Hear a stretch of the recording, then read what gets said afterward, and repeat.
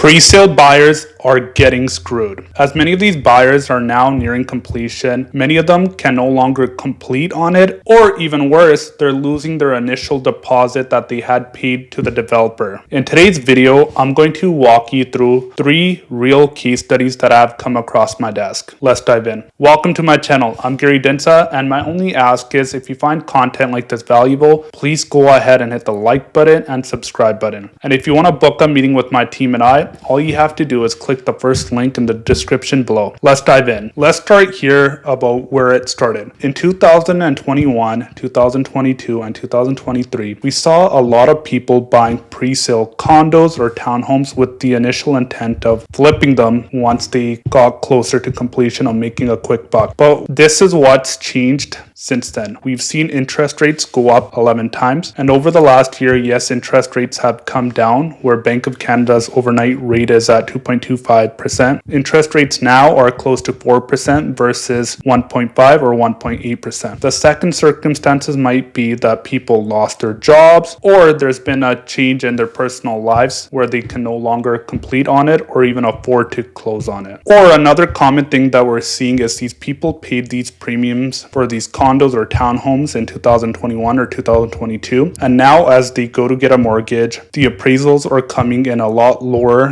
than what they paid for. In this case, buyers have to come up with the difference in the new price, meaning their down payment increases. So let's talk about these 3 case studies, and I want to be clear up front, none of these are my buyers or anyone that I represented. These are things that I've heard or where people have contacted me after sharing their experience of buying a pre-sale and losing their money. Let's talk about the first case study. This was a buyer that bought a townhome here in the Fraser Valley. Let's just say their purchase price was around $900,000, and at that time the developer was requiring a down payment of 20% for the deposit. So for easy math, let's just say these buyers paid $180,000 for the deposit. But what happened in this first scenario was the person lost their job. Now they're earning a lot less money in comparison to when they bought this pre-sale. And what happened in this first scenario was, as the project neared completion, the buyer was no longer able to close on it and they lost their deposit. One thing that you have to keep in mind, folks, is when you're buying real estate, it takes years and years to save up for a down payment.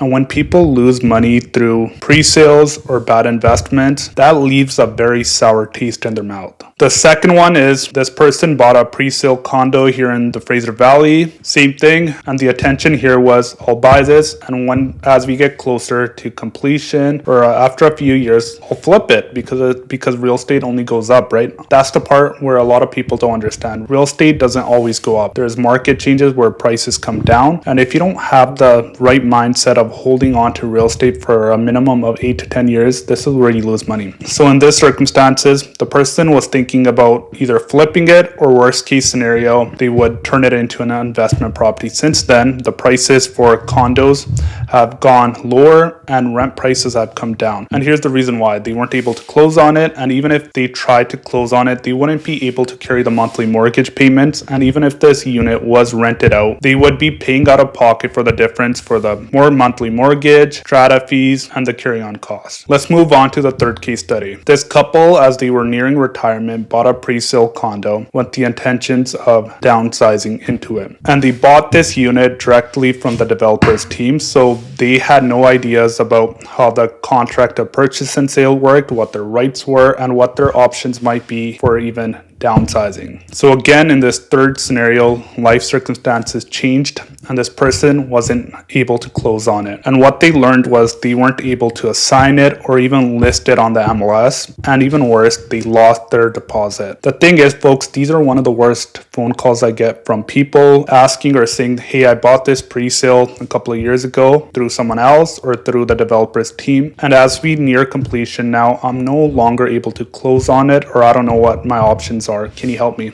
And my response always is that thank you for making the call, but there's nothing that I can help you with. In your case, one of the things that I can do is connect you with one of the lawyers on my team where they can walk you through reviewing your paperwork, contract of purchase and sales, disclosures, and they'll let you know what your options might be. I think there will be more horror stories like this coming out this year or in 2027. I personally never recommend pre-sale condos or townhomes to clients for the following reasons. You're buying a piece of paper and you don't really know what the end product is going to look like, or there could be some changes in the finishings, or your unit can be smaller than what you initially thought. The second thing is completion always gets pushed forward for projects like this. The third thing is you're paying GST, where this GST wouldn't be payable when you're buying a tangible product. And this goes into the next point. When you compare a brand new unit for a condo or townhome versus something that's a few years old, what you'll notice is if you're buying a tangible product, it's usually a lot cheaper. We're able to look at the physical unit, review the strata documents, and you get a very good idea about, is this the right complex for me? Or at this point of time, does this make sense for me? So no matter what, when we're helping people downsize or first-time home buyers or investors, we always buy in the tangible market. This is where pre-sale can make sense. You're buying a condo unit in a location that can't be duplicated. So meaning you have a view of the mountains or the waters that you can't get somewhere else. The second thing is you're buying this project near completion, so you're able to go in and review the project, get a home inspection, or the developer is offering extra incentives to you where they need this product gone, so they're offering you a lower purchase price, a second parking stall at a reduced price, or you are buying the unit off the original owner that bought it off the developer. And in this case, it might make sense because the original owner might have paid a higher price, but their circumstances might have changed and now they need to sell. And when this happens, you can avoid paying the GST and you can review the finished product. And the last thing is, a lot of people don't know, when you're buying a pre-sale unit, you can actually get a firm financing approval ahead of time. So there are banks like RBC that can review the developer's portfolio, and they might have lender programs where you get a firm approval on your financing rate today. So even if the project is a couple of years away from completion, if there is a change in employment or life circumstances, that approval stays. This is something that we have used for a few clients that have bought pre-sales in the past. Another thing a lot of people don't realize is two things. The first thing is when you're buying a unit, it might be hard for you to assign because a developer might have clauses in the contract of purchase and sales stipulating that if you're thinking about assigning it, you can't put it up on the MLS, and the only way you can sell that is through putting it up on classified ads, which rarely works. And if people are trying to do that today where they bought these condos for $700, $725, $730, investors or end users can buy better products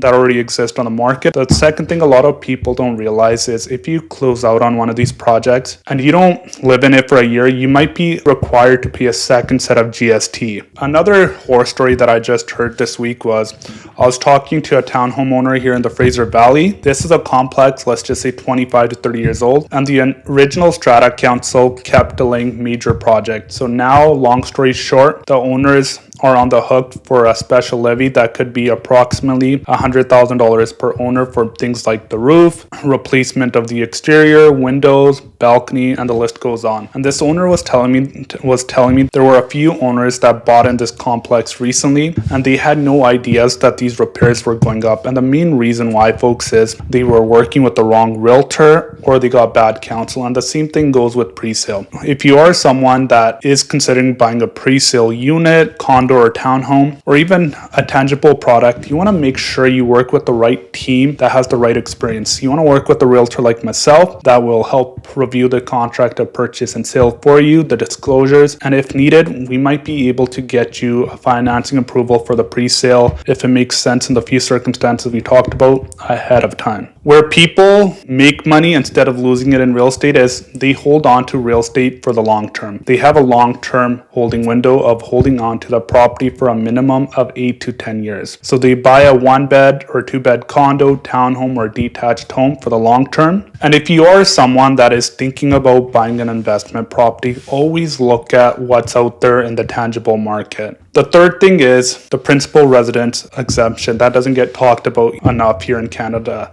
The principal residence exemption has minted more millionaires in Canada than any other investment. So if you are an East Abbey detached homeowner that bought their home initially for $200,000 and now your home is worth $1.2 million, if you were ever to go ahead and sell, the $1 million that you made in appreciation would be yours to keep 100% tax-free. That's the power of holding on to real estate for the long term. And if I had to break down how people can make money in real estate in a couple of sentences, it would be the following. Buy quality real estate and quality stocks or ETFs and hold on to it for a minimum of 25 to 30 years. And once you go back and review your investment or what you initially paid for your home versus what it's worth after 20 to 25 years, you'll see that you've done really well on your initial investment. And the last thing is, folks, there is a big difference between an investor versus a wannabe investor. A wannabe investor has no idea of how real estate or the stock market works. They're trying to make money quickly, and like the few things that we talked about in this video, they can get caught blindly. And if you're a real estate investor, your goal is to put $1 into the market with the goal of earning $1 back. If you are an East Abbey detached homeowner and you're thinking about making a move this year, you need to watch my next video because you're going to get clarity on how the entire process works from start to finish. Let me know your thoughts below about what you think about pre-sales, and have you guys heard any horror stories like this? I'm Gary Dhindsa, and I'll see you next week.